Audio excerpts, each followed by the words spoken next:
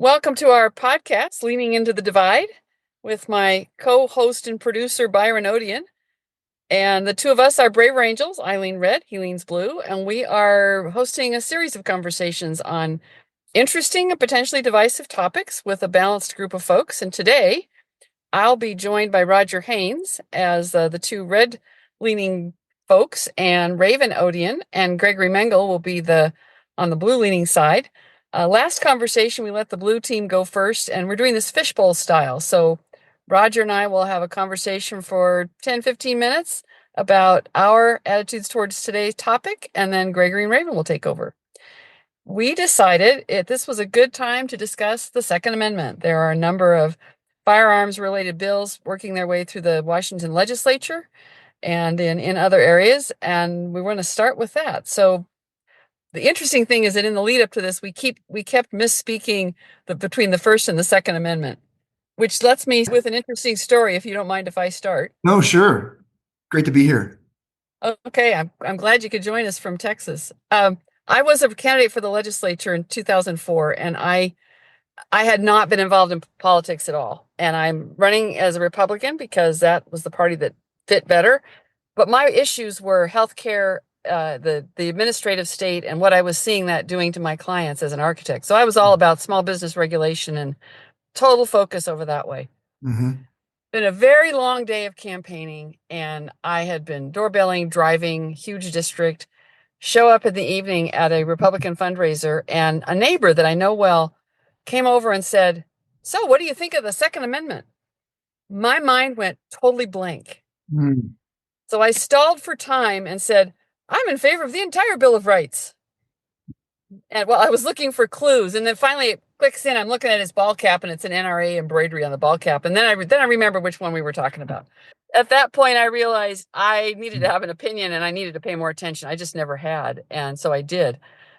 So that's the lead into where I came to my comments on the Second Amendment. But Roger, I'm going to stop talking and let you tell me Yeah, where you come from. that's so interesting. So, and I do think that is a great piece of advice for all of us, whatever side you lean on. It's important to kind of read up and at least know a little more than just sound bites, right? A friend of mine had always said, don't let other people preach you your food like a baby bird, like a mom does for baby bird. We should I like that. try to dig into it too as much as we can. I mean, I'm a 2A proponent, Second Amendment guy. I grew up in Virginia. My dad was in law enforcement, and my dad always used to tell me stories about going to school with his 22, and they literally would kill game to eat for, dinner. They had outhouses back then, So the whole culture back then is so different, but I was in, scouting and loved going out in the woods with my dad and plinking with his, 22 shotgun. That's probably where I developed an affinity for guns. And as I got older, I think in college days, I was probably more liberal, didn't know necessarily where I stood, and then went in the military at 19, and became a law enforcement guy. So, was right there involved with, weapons and the armory and, shooting and defense and safety and all that stuff. And then through the years, just really loved shooting, loved the shooting sport. I found a couple of nonprofits that I actually work with to raise funds for the foundation. We build, events for grant money. We try to get grants for women's shooting sports, 4-H, high school shooting programs, collegiate, junior ROTC, and ROTC groups to be able to afford, the equipment and teach people to be safe shooters for life. I own guns. I love going out and shooting. I'm also a concealed carry guy as well. So I'm pretty deep in the firearms world, but not a super nerd on it. Like I couldn't tell you about every single gun, which trigger I have, but I do support organizations that support the Second Amendment, if that makes sense. It makes sense. I ended up, because that was my intro to looking at the philosophy, meant that I looked at it very analytically. Right. And so I read a lot of stuff, and Mm.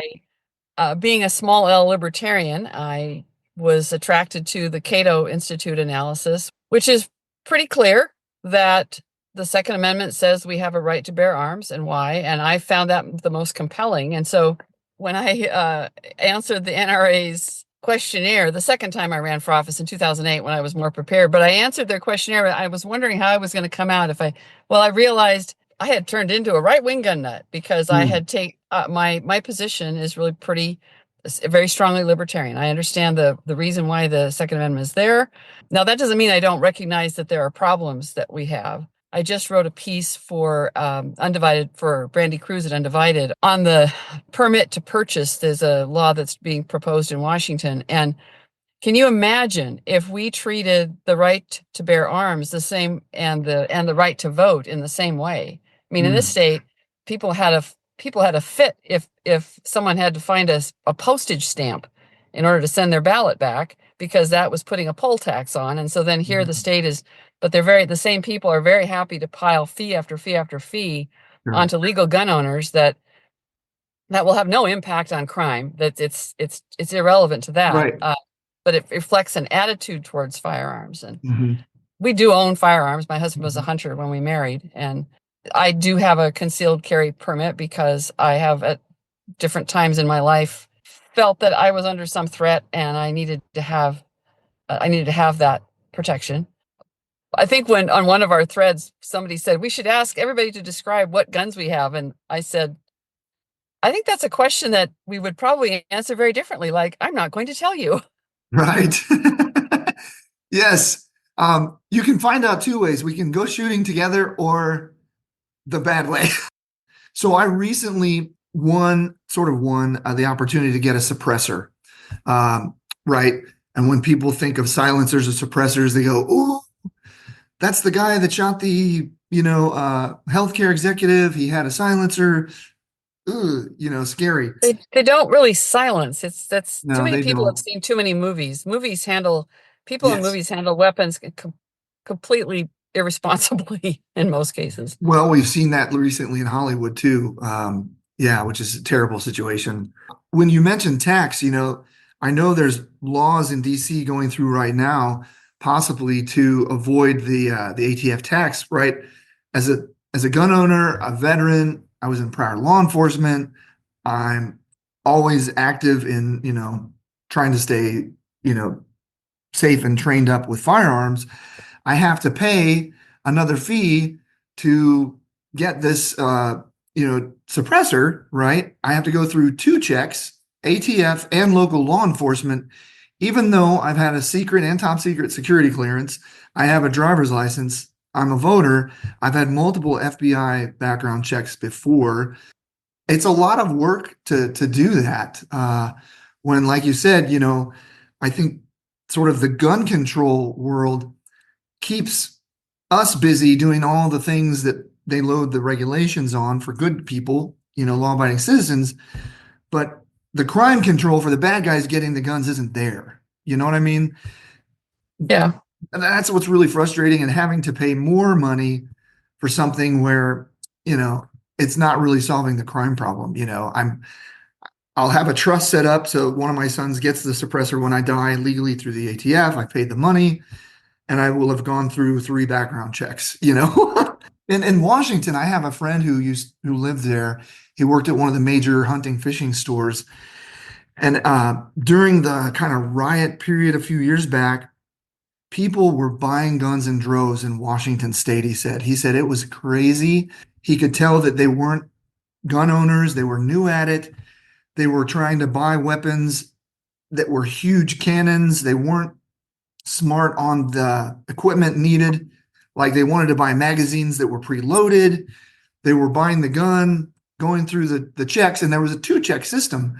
And a lot of the folks he had said, this is just him, I'm not saying take this as gospel, but he's like, a lot of people were mad that they actually voted for that second background check in Washington because it affected their ability to get the gun as quickly as they felt they needed it during that crazy time where it was very, the country was kind of on fire. And so I bring that up because you're in Washington, and I think a lot of people wish maybe they didn't vote for that because it affected their Right. abilities. I think where we have a lack is in education. I realized as I thought about the situation, my father actually did teach me the basics of safe gun Yeah, attitude, right? Which is sure. you always assume it's loaded. You Right, never point a gun at anything you aren't willing to kill or destroy. And right. do not touch the World War II rifle that's leaning in the corner of the storage room in the basement. Okay, I didn't touch and I understood those first two rules. That was pretty simple. I actually think that we should have educate in our public education system should include education in all of the rights and Mhm. responsibilities under the Constitution. So I'm thinking we should have mandatory gun safety classes. Let kids understand what they are. Let them know that the movies do it wrong, that it doesn't work like that, and that Yeah. you can't pull out a gun and shoot a gun out of somebody's hand. That's like, Right. And the consequences, the power of that right. firearm and safety, right? I mean, that's what I noticed in a couple of Braver Angels meetings one time where we did a fishbowl here in San Antonio. I know we don't have too much time to go, but I kind of understood that other side's perspective. One lady was a nurse, maybe 58 or 60 years old, and she'd never been around guns. And that's why she was really afraid of the gun community because she had never been around people or gone to a range. It was just a, unsettling feeling. And I kind of understand that now. I can understand that. That's it can be a big mystery. When I did go take a course and I did go to a range and I have found that the legal gun owners that I've interacted with are some of the most safety conscious people that I have ever met. So I can see that the education makes a big difference, which is why I'm kind of pushing that now. I'm going to wrap us up Agreed. here and we'll turn it over to Gregory and Raven and see where their attitudes come from and what they're thinking about the Sounds subject. good. Awesome. Okay, take it away, Raven and Gregory. Hi, Raven. Hi, Gregory.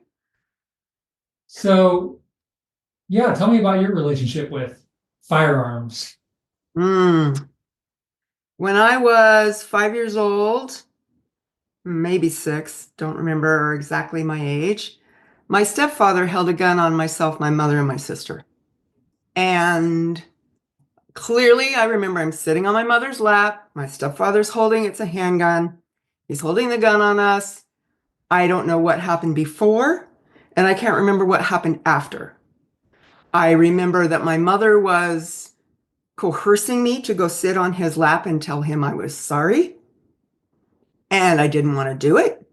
And I kept resisting and she kept coercing. And finally, I went and sat on his lap and told him I was sorry. It was my first experience with a gun.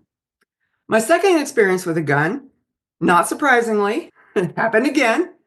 I was 13 and had a handgun held on me again. I'm really fortunate. I never saw anybody get shot. Then in that same neighborhood, a young man down the street from me, I think he was 15. I was probably 13 at the time.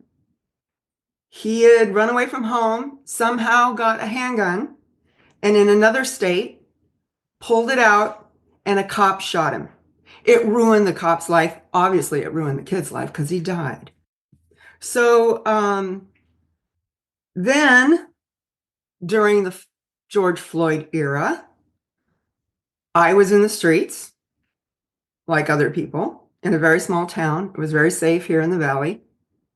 But in Okanagan Valley, I didn't go to a protest because the rumor was there was going to be people with long guns. And there were. And they were lining the roofs of the buildings with long guns, watching the protesters walk down the street. So all of those experiences in my life have led me to not have a good feeling about the guns. And I don't understand when I have to have a driver's license, I have to pay every year for my salon license. Yet gun owners have a problem with licenses, fees, permits, or whatever. This morning when I woke up and I was totally awake, I was not asleep, and this image came to me of someone with a bullet wound in their stomach, and I had to put my hand on it to keep him from bleeding. I'm wide awake, but I'm having this vision and I'm going, where is this coming from? I'm like, oh, we're going to talk about guns today. During Trump 1, guys were carrying in the grocery store, had their pistols, tucked in their belts, and didn't see that, hadn't seen that before. But to me, it is a sign of aggression and intimidation when that is happening. And you would think, as a woman, a rape survivor, an incest survivor, a survivor of these situations with guns, I would want a gun. I would want to protect myself. But that's not how I see the world. I see the world that I would be drawing danger to me via that weapon. So that's why I met Gregory. Tell me where you're at. Yeah, thanks for sharing all that. That's some pretty powerful testimony. So my relationship with guns is a little bit later. I do have a couple of stories. One is that, so my family had guns. My uncles had guns, they hunted. My dad had a couple guns. He was a marksman in the military. So like, it wasn't a big deal one way or the other. It wasn't really politicized at all. Of course, this was the 70s. But I do remember one incident where I was hanging out with my neighborhood friends, this kid who was about my age, 13 at that time, and his little brother. And I had let it slip that my dad had a gun, and he was like pressuring the shit out of me to get it out, like show it to me, let's get it out, let's shoot it, like really hardcore peer pressure. And he was crazy, like he's still crazy to this day. I hear stories about how his life turned out, and I'm really glad that I resisted that peer pressure, because I don't know if he would have had a chance to grow up to be crazy, or if I would have had a chance to grow up, or his little brother, who knows what would have happened, just who knows, because it's probably not cool that I could have. I probably should not have had access, but my dad never thought about it. And then my other gun violence story is that my adult cousins, my cousin and her husband, who had been married for like 20 years, were separated, and the male cousin went into a bar and shot the female cousin and the man she was dancing with in this bar, and spent the next 20 years of his life on death row.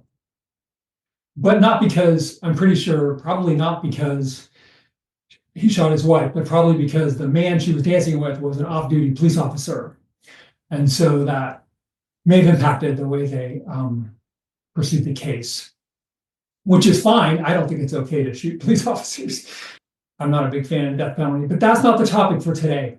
Besides those two stories, my relationship to guns has been pretty laissez-faire. Like I don't own a gun.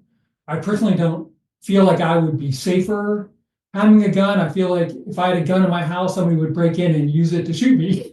And I don't really feel like I'm in a lot of danger, even though I live in Oakland, and Oakland is supposed to be a super dangerous place. It doesn't feel that way to me. It helps that I'm a man, but that doesn't help that much when somebody breaks into your house. But I'm not having that issue lately. But anyway, so I have a pretty relaxed attitude about guns. What I have a lot of objections around is the way that gun culture overlaps with like fragile masculinity, and the way that, some subsets of men see having a gun as a sign of what a big man they are, and they will, I'm a tough guy. Look at the size of my gun, or look at how many guns I have, or whatever. That just feels pathetic to me, but it feels like it's the energy that drives a lot of the more extreme attitudes around guns. That said, I'm in favor of, like, let's say, common sense gun control. That's like a trope, right? And, I heard Lani and Roger talking about some of the issues around, arguably over regulation, like too many fees.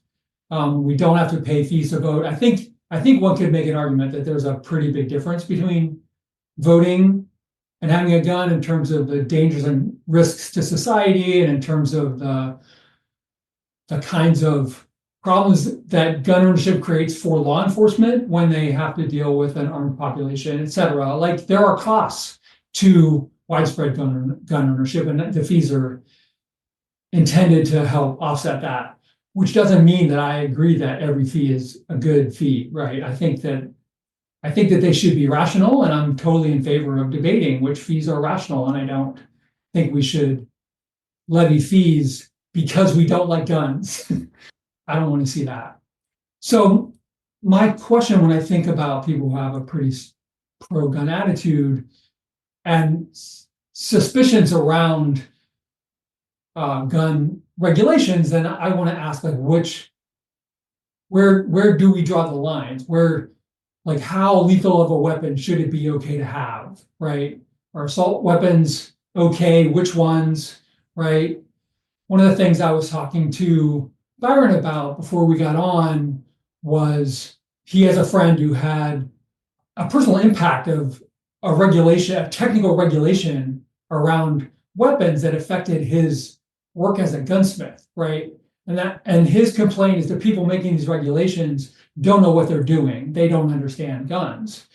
And so my response to that is, why aren't the people who know about guns at the table? And my assumption is because people like the leaders of the NRA are so absolutist about opposing those kind of regulations that they don't show up to help guide the process. They're like just objecting, right? But all the other places where the government regulates industries or practices, the people who have the most invested in them come to the table and make sure that the regulations make sense. I don't know how much of that assumption of mine is true, but it just occurred to me as something to think about. And then the last thing I'll say is about right now, it's just about other realms of having an armed population where there's things like stand your ground laws and the castle doctrine, which can also be debated sort of separate from the Second Amendment, right? I mean, the Second Amendment has been around for a long time and the interpretation of it has changed over time, but I think there's space to have public debate about how we own guns, including, and I totally agree with Lani about education. I don't know about all kids, but certainly anybody who owns a weapon should have to undergo some education. And I know that some people who are pretty pro-gun don't think that there should be that kind of what they would see as a restriction. I don't know how our red folks on the call today feel about that. I just want to say, I forgot to mention, I love meat and I love game. Oh my gosh. Give me some venison. Give me some elk. I'll take some bear. And the way people get those animals is they shoot them with a gun, typically. I don't have a problem with that. I don't have a problem with that. I think semi-automatic weapons, I'm like, you're going to blast your deer to pieces? Like, that gun is designed to kill people quickly. So I think good debate about what makes sense to keep everybody safe and responsible is a good thing. I just want to make that clear because it sounded like I was like, no guns. Yeah. That's not where I'm at. That's not where I'm at. And I'm not a person thinking everybody's gun has to be taken away. That, which is the story that I have heard. Nobody thinks that. Yeah. Nobody thinks that. Well, some people believe that, Gregory. I mean, there are individuals who believe everything, but there's no widespread movement or Democratic Party platform about taking people's guns away. Exactly. That I've ever heard anyway. No. Okay. I feel like it's time to wrap up. Yes. Thanks, Gregory. Thank you, Raven. Raven and Gregory, it's your turn now to do a little reflection on what you heard from Roger and I, from our conversation. What's something that you heard that surprised you and something that you heard that might be common ground? I will jump in and just say, the common ground I heard is around education. I really think that there's not enough emphasis put on that. I don't know what that looks like. As I mentioned in the fishbowl, I'm not sure how I feel about compulsory education in public schools around guns, because some people I know will object to their kids handling guns. And and I just want to respect that. But I definitely believe that folks who want to own guns should have some kind of education requirement. Okay. Raven? I heard that both of you are very responsible gun owners, that you do your best to be responsible gun owners. I didn't hear any negative experiences from you around your experiences with guns. They all seemed very positive. I heard that there are some restrictions that feel too restrictive and cause problems for people when they either want to obtain a gun or a silencer, or just having to deal with the fees and all of that, that causes problems for gun owners. Those are the things I remember. Okay. Gregory, I would agree that I found that we were all felt that people needed to know more to have, and that education is a good path. And I totally respect the fact that you guys have had some very negative experiences in the misuse of firearms. And that's very powerful. And I can respect that. I respect that a whole lot more than if someone who has, well, I guess I understand like the person that Roger was talking about, somebody who has never had any exposure to guns, positive or negative, but just has a stereotypical view. That's a little harder to discuss. I feel like I could sit down and discuss these issues with Gregory and Raven, because I understand that you have experience that's valuable that to bring to the table. I heard that there was not a desire to just ban all guns, but that there was definitely a concern about how truly serious the negative consequences can be of their use or misuse. And I appreciate that. Roger? Yeah, absolutely. No, I really appreciated the conversation. And it was very sensible. That's what I love about the fish bowls anyways. It kind of takes away some of the rhetoric, and you actually get to hear what the people think. And yeah, I too am so sorry, Raven, you went through things like that. That is heartbreaking. And once it's in your hard drive, how do you forget that? So hats off for you for just, being who you are today, having to go through that, that's hard. I think there is definitely some interesting common ground there. When I did mention that medical person, who really was kind of fearful of guns, the one thing that I thought about while Gregory and Raven were talking, I would assume in a hospital or medical trauma setting, if you've never been exposed to guns and you're working on triaging people and you see what the guns can do, the power of them in the, emergency room, that will definitely shape someone's view. And yet at the same time, I do feel like some kind of awareness or training will help. Not to kind of go off the topic, but peer pressure. What Gregory mentioned about peer pressure, so important. That's with firearms, alcohol, drugs. I mean, fentanyl has been the talk, right, of maybe both sides, but more one side than the other in the, this election. But there are some kids that were really good kids that gave into peer pressure. They tried fentanyl once and died. And they gave into peer pressure, right? Because a friend was like, hey, let's try this. I do feel like that's similar to the gun violence that could happen under peer pressure, right? Like Gregory said, man, hats off for you being strong enough to like get out of that situation, because that could have changed your life together. We may not be talking to Gregory today if that had gone a different way.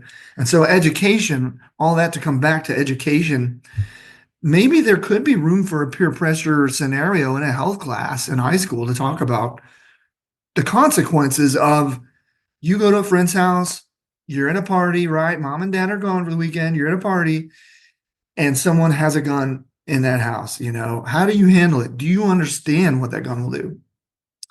I mean, that's eye-opening. I feel like we miss those topics when we get heated on either side. I agree, Roger. The peer pressure issue is huge. That's the kind of gun safety education that I'm talking about. That Yeah. the kids know, kids are taught, and there's actually a Eddie the Eagle. The NRA actually has a program that is that kind of level of safety, and it's the don't touch, and it's how serious this is, and how much damage this is, and it's kids are curious, right? And so if you make something off limits or you never talk about it, they explore and they sometimes make some tragically stupid mistakes. And we need to have educated kids to know what to do. Gregory, you look like you wanted to say something there. I have a couple things. Just to respond to that, I also believe that parents need to be held responsible when their minor children get a hold of their guns. Because it's one thing to teach them, and some kids just aren't responsible. They're kids, right? Right. So I really think there needs to be some accountability for the parents there. Other comment I wanted to make was about something Raven said about people bringing guns to protests, because that's a situation, just to name this, where the First and Second Amendment are in direct conflict, because a gun at a protest has a chilling effect on speech. People won't come to the protest if there's guns there, right? Or they might not say what they might want to say because they don't know that person is a responsible gun owner. They don't have any reason to believe one way or the other. So, and the person bringing the gun there probably out of a spirit of intent. Why else would they bring a gun there, right? And stand on the roof. It's not a protest. It's not a generally unsafe place to be. Maybe that's debatable. The last thing I'll say is just in terms of background checks, I hear you making the point that they may be a little bit excessive, and we want to keep guns out of the hands of the bad guys. So that just raises the question, well, how do we figure out which is which before we sell them a gun? And that's the intention of the background checks, whether they're doing a good job of it or overdoing it. Yeah, strengthening the background check program is probably a place for some common ground, just to make sure that the registry is up to date. There was the tragic case of the man that should not have had a gun, but his ineligibility to exercise that right was not entered into the background check system, and he ended up killing people at his wife's church. Right, that's a horrible situation, but that was a failure of the background check system.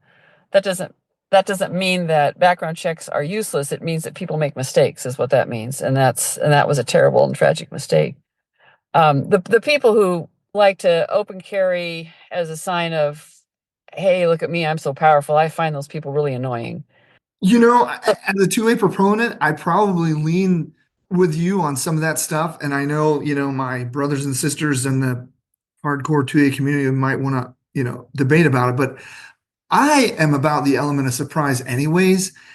I don't want you to know that I'm carrying because you're going to take me out first. If you go to HEB and want to rob the place, you're going to go, well, there's a guy carrying, dummy, boom, buy, and I think it can be intimidating, right? If you don't have an experience with guns and you see a guy in the checkout lane, Toys R Us, you're going to be like, is this okay? I don't know. So it is Depends a on little what bit, state you're in. Some yeah, states it's more common than others. right. Which state am I in? Yeah. And so, the other side of it is being in the former military guy, retired in law enforcement. And, people need to be trained in the gun they purchase. In my opinion, I believe in the Second Amendment wholeheartedly, but if you can't use it, if you can't troubleshoot when it malfunctions, if you're protecting your own life, or if you're taking your kids out shooting, grandkids, that's a recipe for disaster. Just like other equipment, tools. You've got to be trained, and I can't say that everybody who buys a gun is going to be an active, subject matter expert in their firearm. That's what scares me a little bit. Especially with the constitutional carry thing, all right, we can wear it on the outside. I can go from Texas to say, New Mexico. Great. Can the same guy that's, or gal do the same thing? Do they know the weapon? Are they going to be safe? I don't know. That's a faith into the citizenry that I don't know if I have yet. Does that make sense? Yes, it does. That's the education piece that Mhm. that needs to be there. Yeah, my problem is all these responsible gun owners are fine and well. How do we address the disturbed kid that walks into the school and takes out 10 people? Or the domestic abuse guy that is allowed to have a gun and kills his wife? It's one thing when everybody is law abiding, and it's another thing with how do we address the people who are damaged or they wouldn't be doing this, you know? Mental health.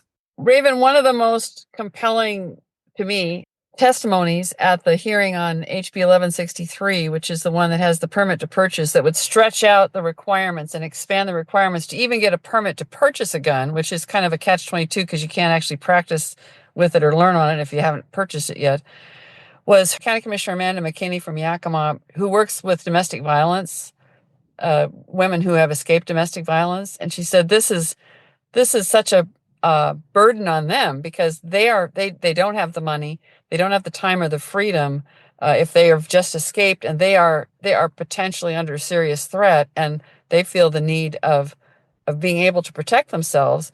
Yes, they would like to purchase a gun and practice with it and be prepared for self-defense if necessary, but they're blocked out by cost and time burdens that are added to them. And I think that when there's a point where those cost and time burdens are more about creating a barrier, and then that barrier is one that goes away if you have money, but it turns anybody that doesn't have money into getting a gun criminally outside the system.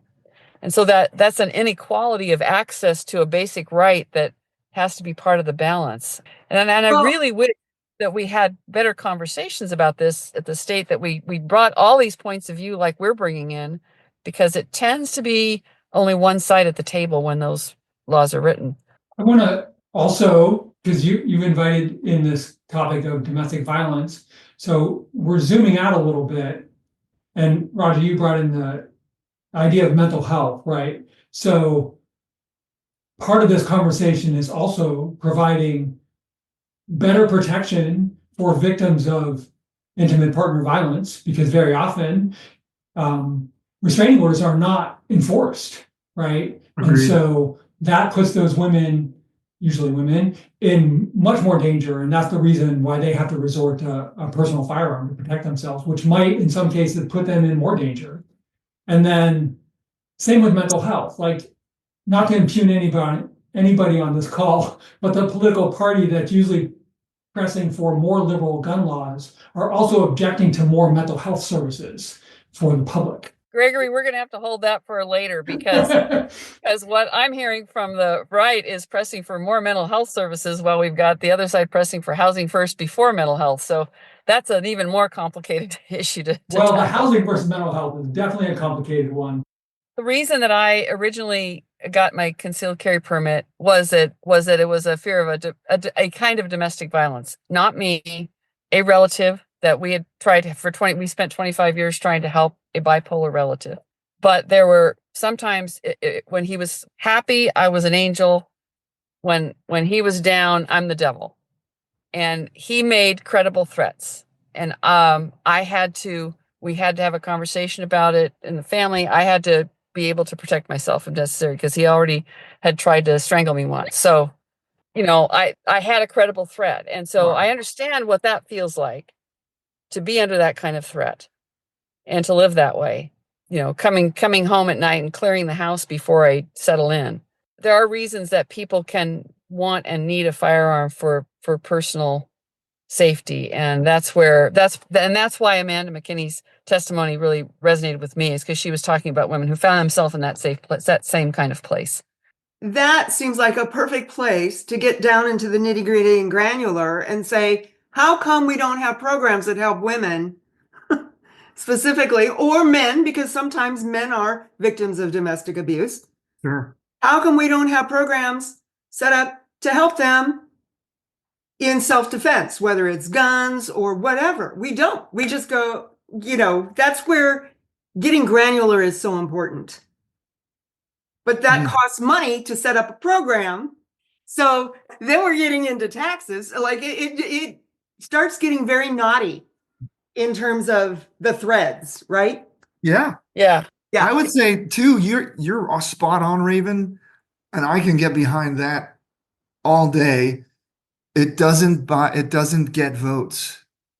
It doesn't keep sides fighting Oh, against that's a each whole other. nother issue, You Roger. know? Oh, No, we yeah. could get into that. Yeah. That's a whole nother topic. That's a common ground issue. I think Yeah. maybe taking a look at victims, Yeah. you could certainly get Second Amendment proponents behind that. Plenty of people would volunteer to either, get their guard card and stand outside the lady's house or their shelter where they could, or train them for free. I mean, gosh, that's so important. The mental health thing, I don't know a lot about that world. Someone could have a mental health issue, go through the background check, right, in a day or two here, et cetera. Like in Texas, they buy the gun and then they go commit a crime. There was no like necessarily documentation, right? I don't think the system necessarily knows somebody's on X medicine or if that medicine is specifically for this mental health situation. That's a scary thing, right? Because they don't really have a history or criminal history or mental health history. How do we tell our representatives to do something about that? All right. So you know what? We've got this conversation going. We've demonstrated it's possible to discuss this and have a really robust discussion. I sure wish this happened in our legislative chambers, but we can do more of it in our own communities. We've surfaced a couple of really good issues. One is mental health the mental health system. That's, man, I got a whole lot of opinions on that. And I just want to say, people with mental illness typically are not violent. Right. I'm not trying to stigmatize people with mental illness. Sure. But people who are damaged may not be mentally ill through diagnosis, but there's a part of them that's damaged that would allow them to take a life. Those are different to me. I just want to make that. I think you're right, Raven. There's a difference between that kind of damaged decision making from trauma or from whatever it is and mental health. But they sometimes occur together as well. So that becomes very complicated, and that complicates what we all say is we want a great background check system, and that complicates actually doing that. So, like any good conversation, we've got lots more that we could keep going on. I really appreciate everybody joining today for a good conversation on the Second Amendment. And in Washington, the state of Washington, it's actually Section 24, which is even more explicit than the Second Amendment of the U.S. Constitution. And now let's take this out and have this conversation with other folks you know. Thank you. Great to see you guys. Safe travels, Lani. Thank you. Thanks, Byron, you technical guru. Yeah, you got it. This is beautiful, you guys. Thank you.